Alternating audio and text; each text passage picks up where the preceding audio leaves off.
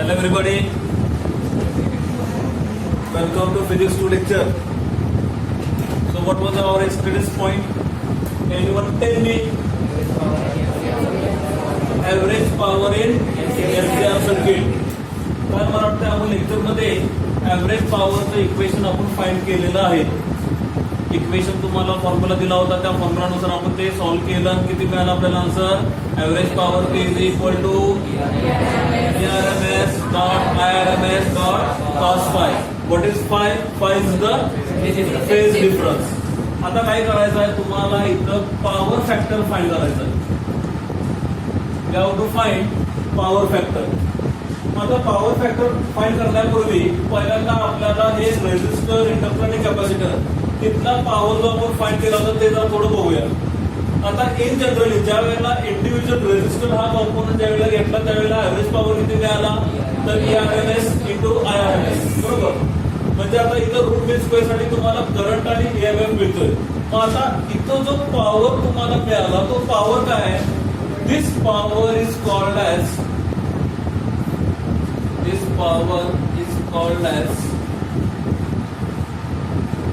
True value, sorry apparent value किंवा apparent power असं म्हटलं तरी चालेल. म्हणजे कोणती व्हॅल्यू आपली? Average power is equal to ERMS dot IRMS जर असेल तर त्या पॉवरला आपण काय म्हणतोय? This power is also called as apparent power. काय म्हणतो त्याला आपण इथं? Apparent power. आणि ज्या वेळेला इंडक्टर डिव्हाइस घेतला किंवा कॅपॅसिटर डिव्हाइस घेतला पॉवर किती मिळतं आपल्याला? झिरोच. पण त्याच्यानंतर ज्या वेळेला कॉम्बिनेशन बघितलं, इंडक्टर कन्सिडर केला, कॅपॅसिटर कन्सिडर केला, त्याचबरोबर रेझिस्टर, आणि हे कसे जोडले आपण? सिरीज मध्ये कॉम्बिनेशन घेतल्यानंतर पॉवरचा ऍव्हरेज किती मिळते आपल्याला? ERMS dot IRMS into cos phi. मग आता इथं पुन्हा तुम्ही ज्यावेळेला पॉवर मिळाला त्या पॉवरला आपण इथे एक अजून एक व्हॅल्यू देतोय. तो असं म्हणतो त्याला power is also called as true value किंवा ट्रू पॉवर. म्हणजे इकडे तुम्हाला काय मिळतोय? रेझिस्टर साठी अपॅरंट पॉवर आणि कॉम्बिनेशन साठी पॉवर काय मिळतो तुम्हाला? ट्रू पॉवर, बरोबर. मग आता घ्यायचा तो म्हणजे काय घ्यायचं आपल्याला? Power factor. मग पॉवर फॅक्टर काय आहे? Power factor is the ratio of true power upon apparent power. समजतंय का? काय केलं आपण? जिथं रेझिस्टर साठी तुम्हाला पॉवर मिळाला त्या पॉवरला आपण काय म्हटलंय? अपॅरंट power.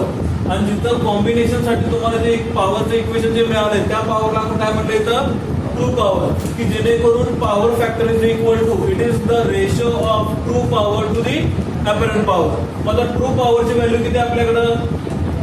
ERMS IRMS cos phi, बरोबर. अपॅरंट पॉवर किती आपल्याकडं? ERMS IRMS. काय काय कॅन्सल होईल? ERMS IRMS कॅन्सल झालं, राहिला किती? cos phi. समजलं? त्याचबरोबर आपल्याकडे एक ट्रायंगल आहे, इम्पेडन्स ट्रायंगल आहे का? कसा होता ट्रायंगल? बघा बरं जरा. ABC. इथं काय होता? Z impedance. इथं काय होता? इथं रेझिस्टन्स R. इथं काय होतं आपल्याकडं? XL minus XC. आणि इथं जो अँगल जो तुम्हाला मिळाला तो अँगल काय होता आपल्याकडं? फाय. आणि फाय काय होता? Five is the phase difference. आता cos phi ची व्हॅल्यू मला मिळाली पॉवर फॅक्टर म्हणून. आता cos phi निघू शकतो का इथं? किती येणार? cos phi is equal to adjacent to the hypo. म्हणजे किती येणार? cos phi इज इक्वल टू AB upon AC is equal to R upon Z. आणि Z चा फॉर्म्युला किती? अंडर रूट मध्ये R square plus XL minus XC bracket square. समजलं का बरे? तेवढं लिहा. आता त्या रेझिस्टरच्या खाली एक वाक्य लिहिलं ते पहिल्यांदा ते, मग याच्या खाली गेल्या तर पॉवर असतो कॉल्ड ॲज ट्रू पॉवर.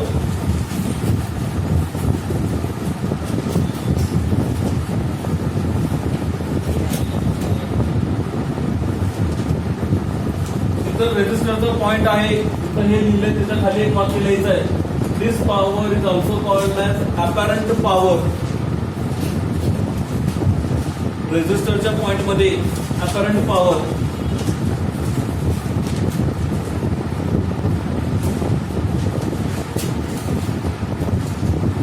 रेझिस्टरचं लिहिलं कुठे पाठीमागं नाही लिहिलं ते मी त्यासाठी सर्व सांगतो. रेझिस्टरचा जिथं पॉइंट असेल तिथं ते लिहायचं आहे.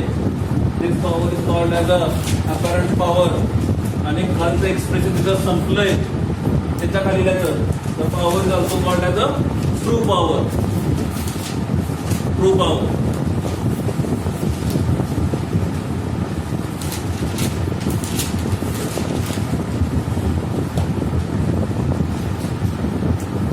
खाली लिहा मग. Power factor is equal to true power upon apparent power is equal to cos phi. Direct लिहिलं तरी चालेल माझ्यासारखं. समजणार नसेल तर मग व्हॅल्यू पुट करा, कॅन्सल करा, म्हणजे तुम्हाला मिळेल. Power factor is equal to cos five.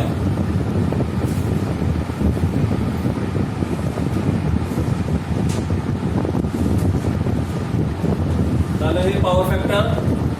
Power factor झाल्यानंतर from impedance triangle, from impedance triangle, तिथं मला ते नावं काहीतरी वेगळी असतील. ट्रायंगलची नावं वेगळी असतील. काय नाव आहे? एबीसी आहे का ओ ए बी आहे? काय ओ ए बी. इथं किती? ओ ए अपॉन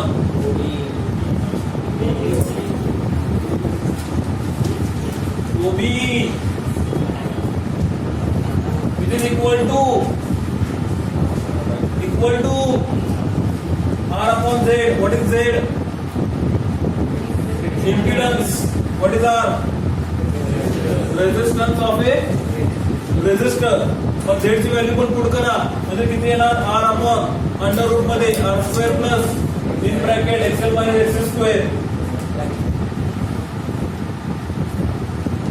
आणि U लिहा R स्क्वेअर XL XC.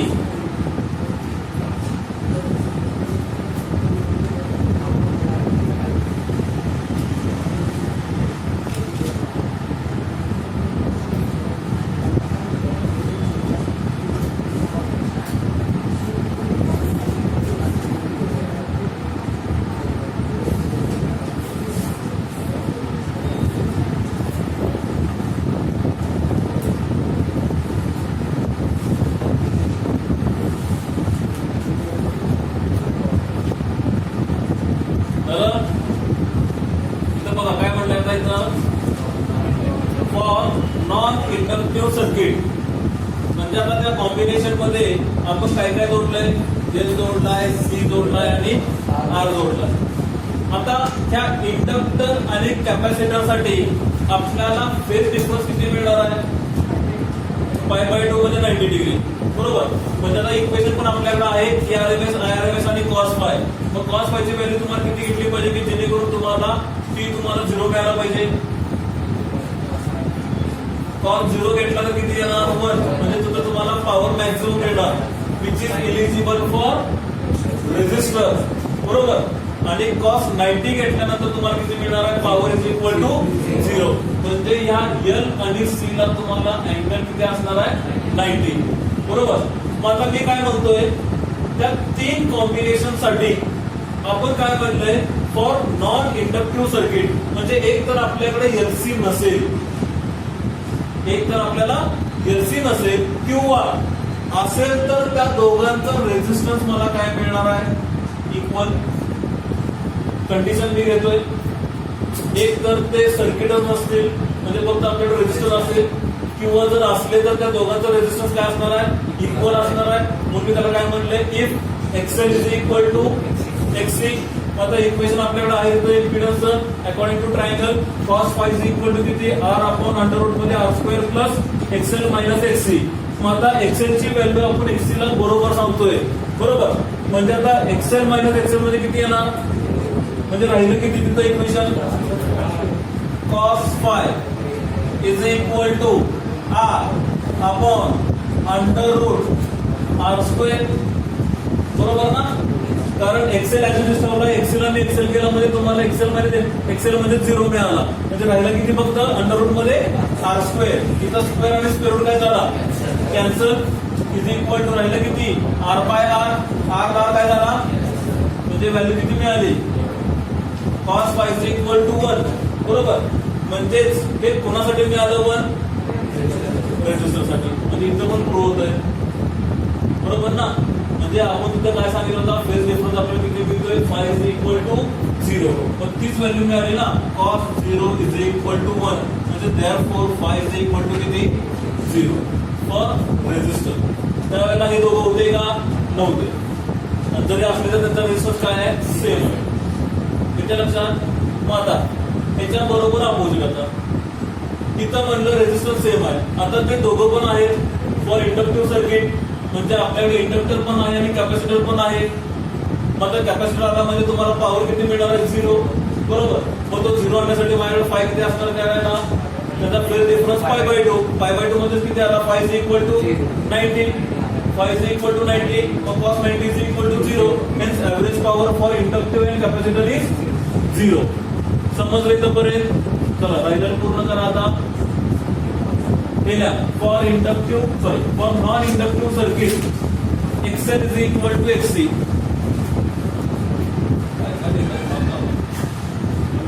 काय काय सगळं दिसलं.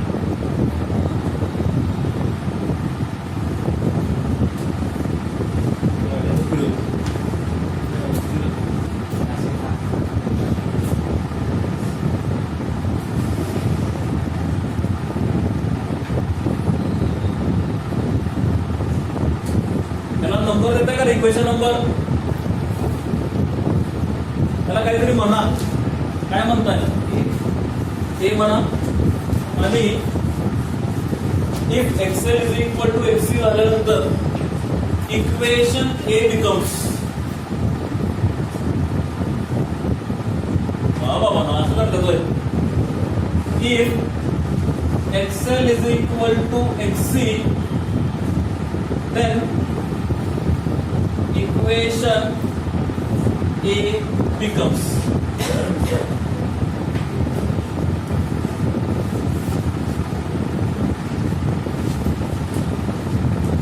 कंप्लीट करा.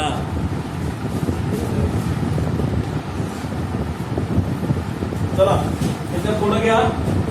In a purely inductive and capacitive circuit phi becomes किती आहे, phi is equal to 90 degree. In a purely inductive and capacitive circuit, phi is equal to 90. Therefore, power factor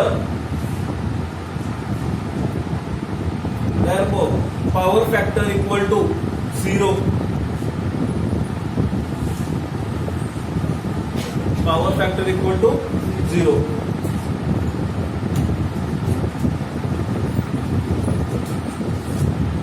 खाली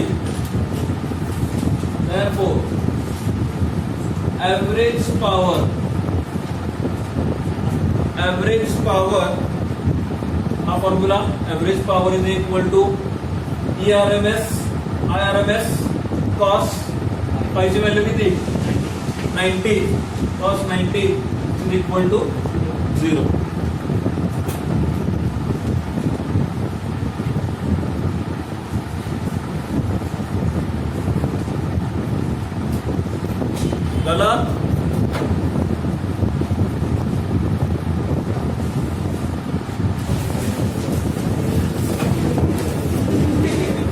Examples.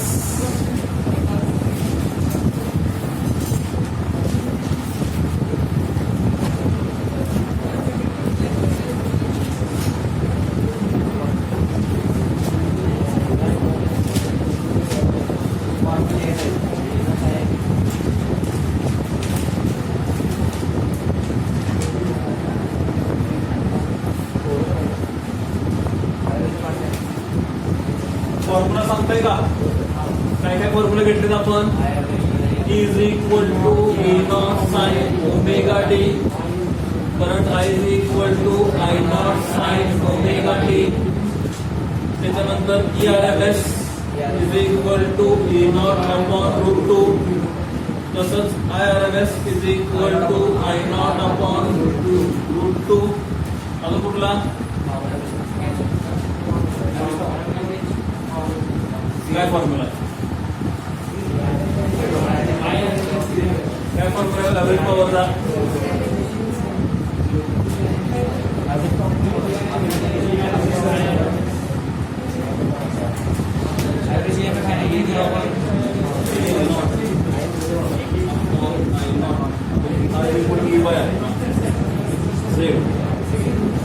E naught upon I naught is equal to Z, impedance, maximum EMF, maximum current. इथंच तुमचे बरेच formula आहेत. इथंच काय आहे का?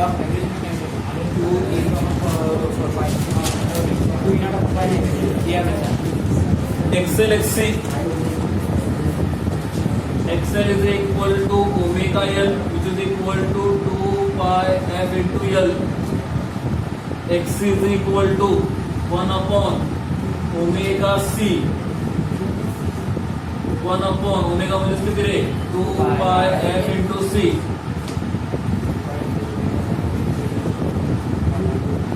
तसंच E upon I equal to XL पण घेऊ शकतो. E upon I is equal to XC पण घेऊ शकतो. कारण हा काय आहे? रेझिस्टन्सच आहे. हा कोणासाठी? कॅपॅसिटर. हा कोणासाठी? इंडक्टरचा रेझिस्टन्स.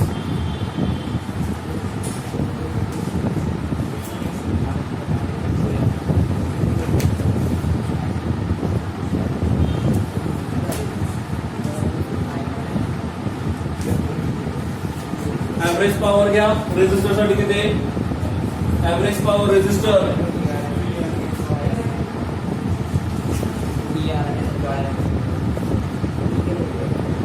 ERMS IRMS आणि ऍव्हरेज पॉवर LCR साठी ERMS IRMS cos phi.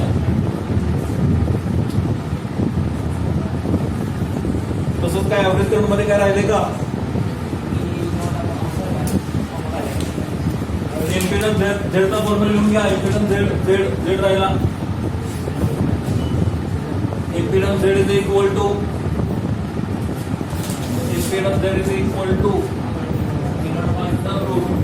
R square XL bracket square.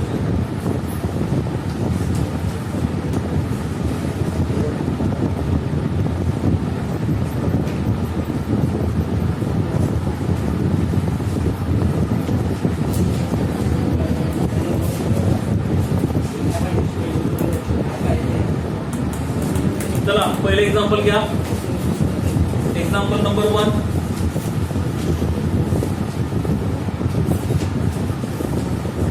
If the effective current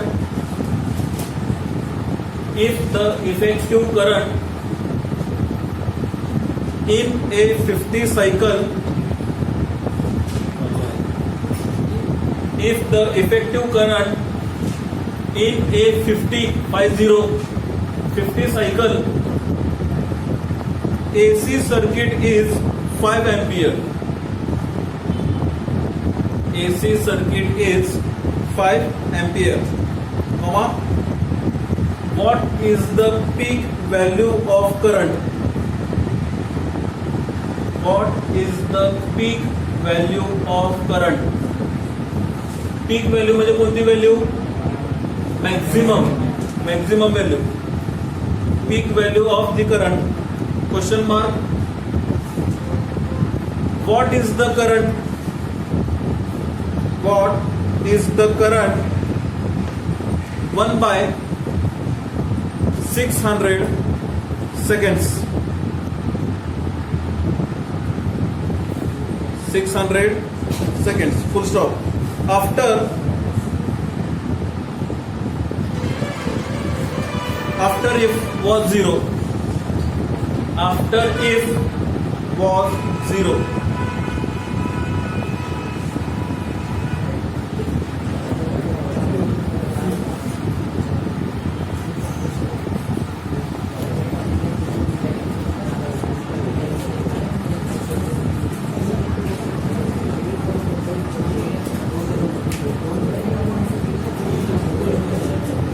चला क्वेश्चन रीड करा आणि त्या क्वेश्चन रीड करून मला गिवन सांगा.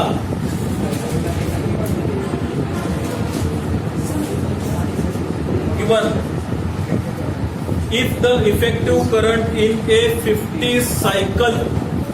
एक सायकल म्हणजे एक फ्रिक्वेन्सी. असे किती सायकल म्हणजे काय दिलं आपल्याला.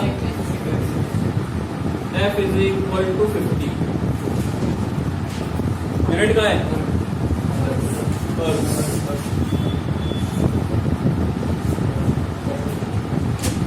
AC circuit is 5 ampere. AC circuit is 5 ampere. 5 ampere. आता एक नेहमी लक्षात ठेवायचं, कारण या टॉपिक मध्ये आपल्याकडे करंट I पण आहे, I0 पण आहे, RMS पण आहे. मग आता क्वेश्चन दिल्यानंतर कोणता करंट घ्यायचा आहे हा आपल्याला प्रश्न पडेल, बरोबर.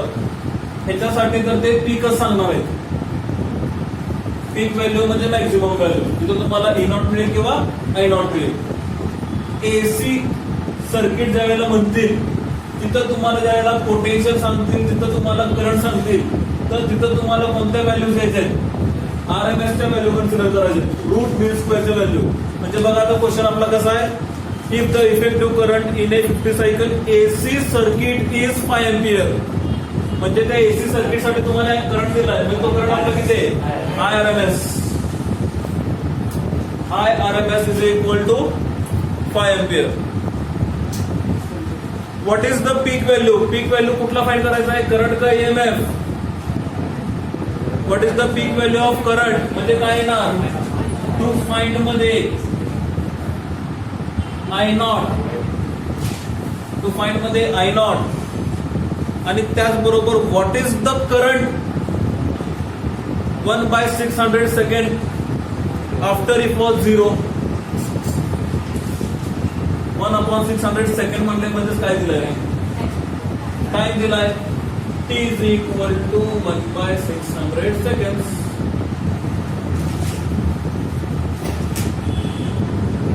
आणि या टाइमला आपल्याला काय करायचं आहे, करंट काय असणार आपला I.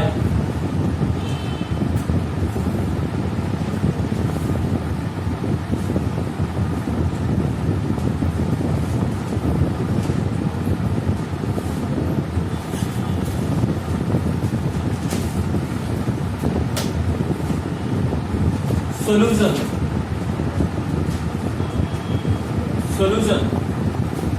आपल्याकडं IRMS आहे, I0 फाइंड करायचा आहे. म्हणजेच IRMS is equal to I0 upon root 2, बरोबर. म्हणजेच I0 is equal to IRMS into root 2. IRMS किती आपल्याकडं 5, रूट 2 ची किंमत 1.414. येतोय 5 4 जा 20, 5 1 जा 5 6 7, 5 4 जा 20, 1 2 3, 7.070. काय फाइंड केलं आपण, करंट. युनिट काय, एम्पियर.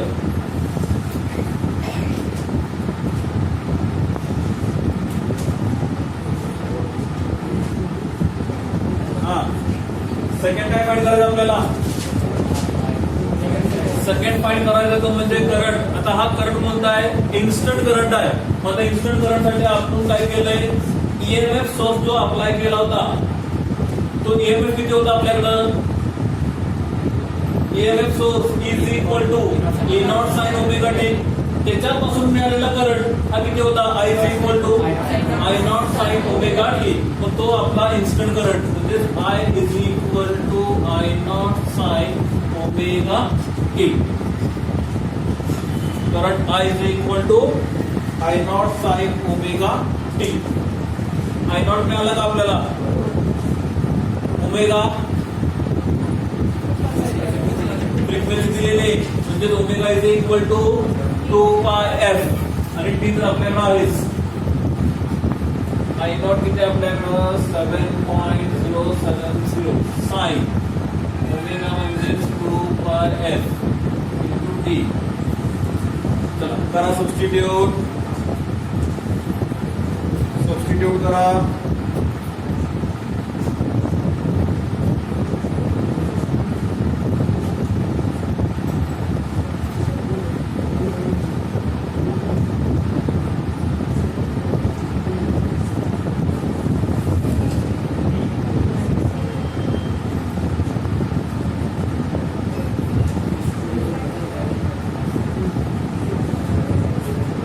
फाइंड करा. साइन किती येतोय? Sign pi by 6.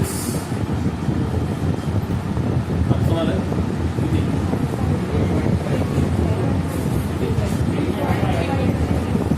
3.5.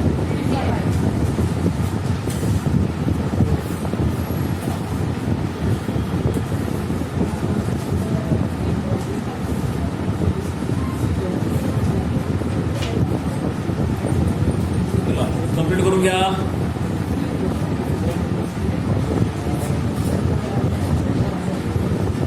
Next example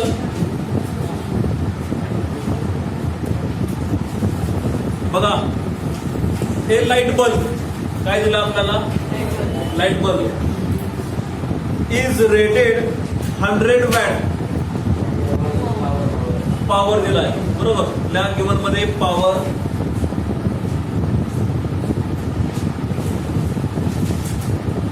100 watt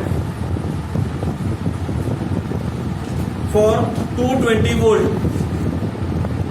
For 220 volt.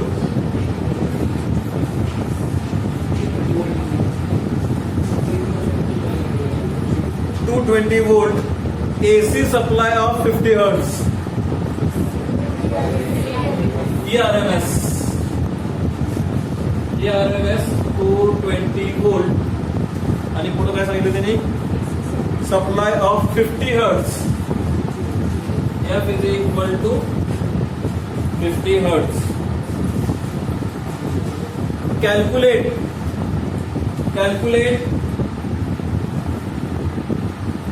Resistance of the bulb. Resistance म्हणजे काय आहे ना? Resistance of the bulb. आणि second the RMS current through the bulb. RMS current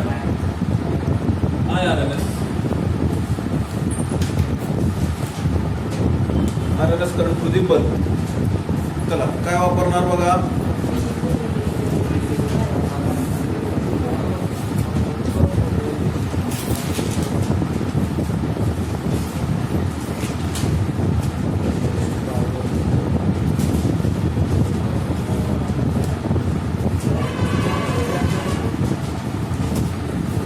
power दिलाय. बरोबर. ERMS दिलेला आहे. फ्रिक्वेन्सी आहे त्याचबरोबर आपल्याला फाइंड काय करायला सांगितलंय? R आणि त्याचबरोबर IRMS. मग आता ऍव्हरेज पॉवर रेजिस्टर आहे म्हणल्यानंतर आपण आपण एक फॉर्म्युला लिहिला होता ऍव्हरेज पॉवरचा for resistor. Average power is equal to ERMS IRMS. एवढंच. Only for resistor. पॉवर दिलाय का? दिलाय ना? पॉवर दिलाय. ERMS दिलाय. त्याच्यानुसार काय मिळेल? IRMS. चला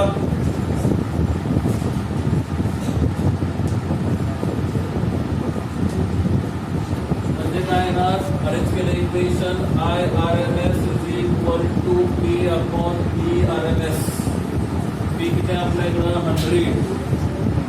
ERMS किती 220. 0 कॅन्सल. 10/22. किती ते बघा 10/22. 10/22.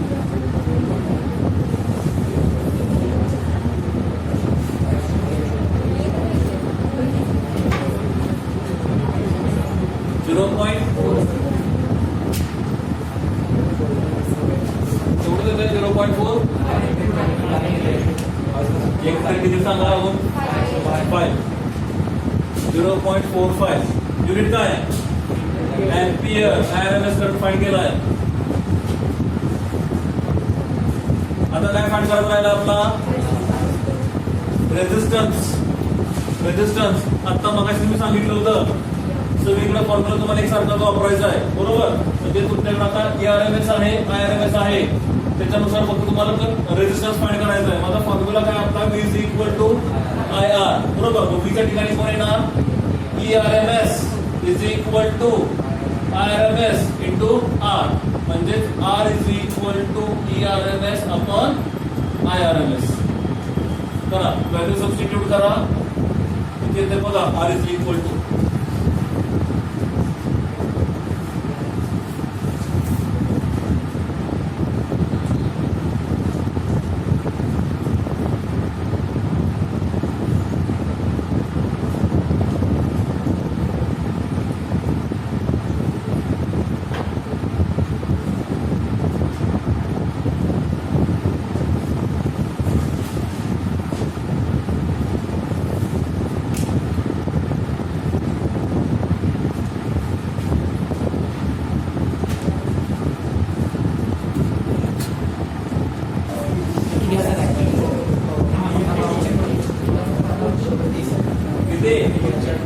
R is equal to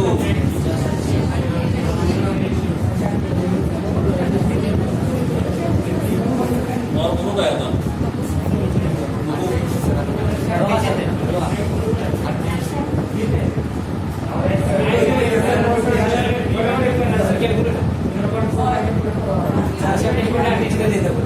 point किती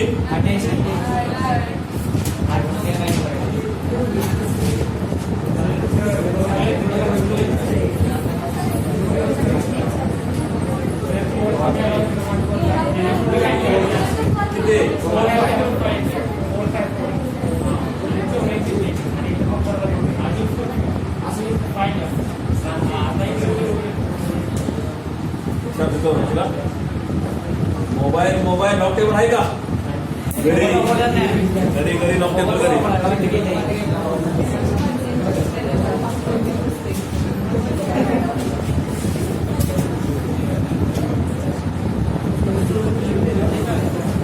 टेक्स्ट मधले अजून 1-2-3 एक्झाम्पल तुम्ही सोडवताय का रे घरी. कारण मॅक्झिमम एक्झाम्पल तुमच्या त्या आता दिलेल्या फॉर्म्युला वरतीच आहेत कळतंय का. म्हणजे फक्त ते एक्झाम्पल काय केले ते फक्त इथं तिथं फिरवलेत. जसं मी मगाशी म्हणलं E upon I is equal to R चा फॉर्म्युला तर घेतला का नाही तसंच E upon I is equal to XL E upon I is equal to XC तिथंच फक्त फॉर्म्युला तुमचा काय करतोय फिरतोय. एक 2 ते 3 एक्झाम्पल फक्त तुम्ही घरी ट्राय करा चालेल. Okay so thank you for today's lecture. We will see early as possible that is tomorrow.